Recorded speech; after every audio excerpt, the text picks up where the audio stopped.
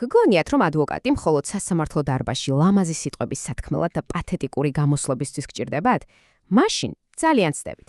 მოდით, პირდაპირ საქმეზე გადავიდეთ და გაჩვენებთ, რა არის ადვოკატის ნამდვილი უხილავი ძალა. ხო, მართლა, თუ ასე ფიქრობთ, დროა ეს წარმოდგენა შევცვალოთ. ამ მიმოხილვაში ჩვენ ერთად დავამსხვრევთ ამ მითს. იცით, პროფესიონალური ადვოკატი არ არის უბრალოდ ვიღაც ორატორი, ის არის ერთადერთი ლეგალური ინსაიდერი. დიახ, ერთადერთი ადამიანი, რომლის წინაშეც სისტემის მძიმე რკინის კარები იხსნება.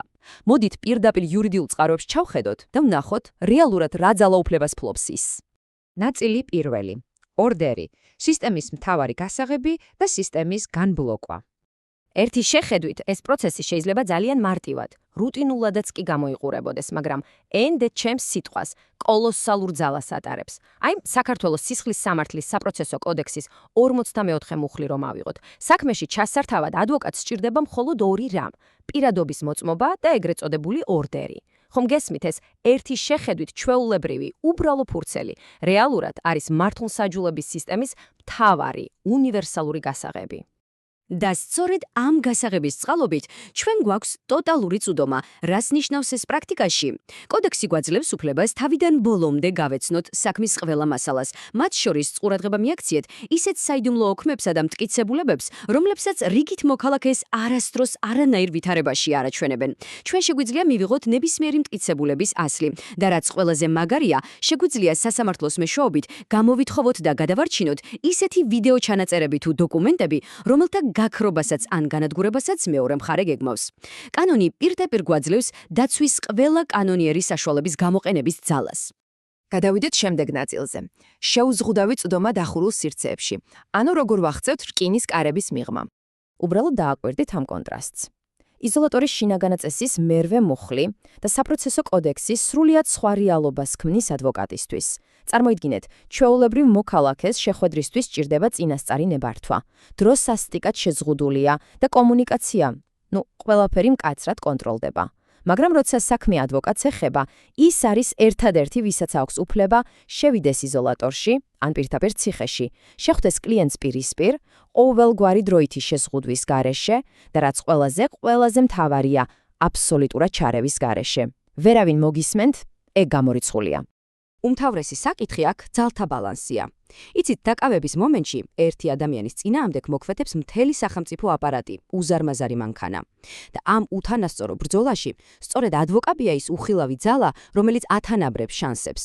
შეხვედრისას ციხის ადმინისტრაციას შეუძლია მხოლოდ შორიდან ვიზუალურად დაგვაკვირდეს უსაფრთხოებისთვის, მაგრამ მათ კატეგორიულად ეკრძალებათ საუბრის მოსმენა. მოკლედ რომ ვთქვათ, ეს არის თქვენი სუვერენული ტერიტორია, პირდაპირ სისტემის შუაგულში. მესამე ნაწილი. კონფიდენციალურობა როგორც უტეხი ლეგალური ფარი.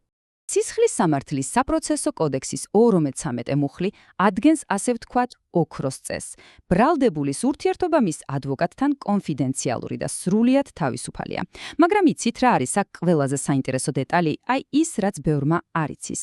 ეს ფარი მოქმედებს ჯერ კიდევ მანამ, სანამ ადამიანს ოფიციალურად წარედგინება ბრალდება. დიახ, როგორც კი თქვენ იწყებთ კომუნიკაციას თქვენს შესაძლო ადვოკატთან, კანონი მკისიერად აფარებს ამ ურთიერთობას საიდუმლოების ჯავშანს.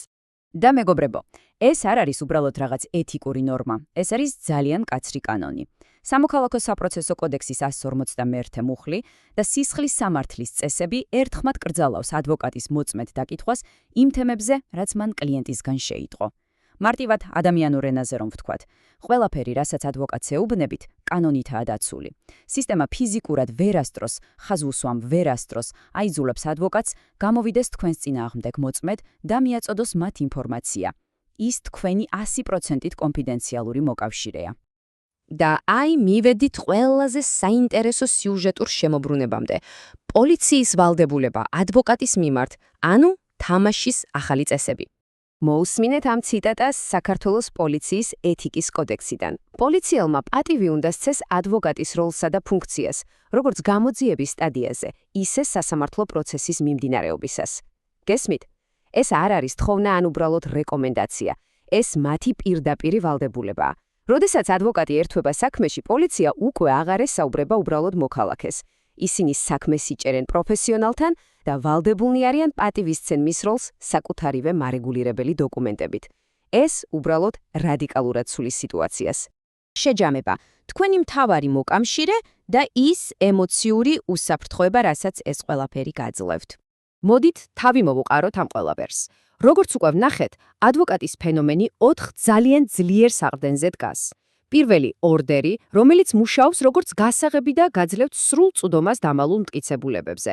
მეორე, უნიკალური შეუზღუდავი ფიზიკური წვდომა ციხეებში, სადაც სხვა ვერავინ აღწევს. მესამე, 43 მუხლის გაურღვეველი კონფიდენციალური ფარი, რომელიც იცავს თქვენს საიდუმლოებებს. და მეოთხე, თავად სისტემის, პოლიციის კანონისმიერი ვალდებულება პატივისცე სამუფლებებს.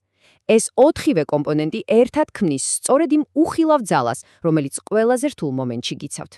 საბოლოო ჯამში, ერთი რამ აუცილებლად უნდა გვახსოვდეს. სამართალი არ არის მხოლოდ კანონების მშრალი კითხვა. სამართალი რეალურად არის სისტემის მართვის ცოდნა. როდესაც პირისპირ რჩებით მთელ სახელმწიფო მანქანასთან, სწორედ ეს ინსაიდერული ცოდნა წყვეტს ყველაფერს. ხო და დაფიქრდით, ვისანდობთ თქვენს უფლებებს ასეთ კრიტიკულ მომენტში. აუცილებლად შეინახეთ ეს მიმოხილვა, რადგან სიმართლე გითხრათ, არასოდეს იცით როდის დაგჭირდებათ ადვოკატის ნომერი და სისტემის რკინის კარების გაღება.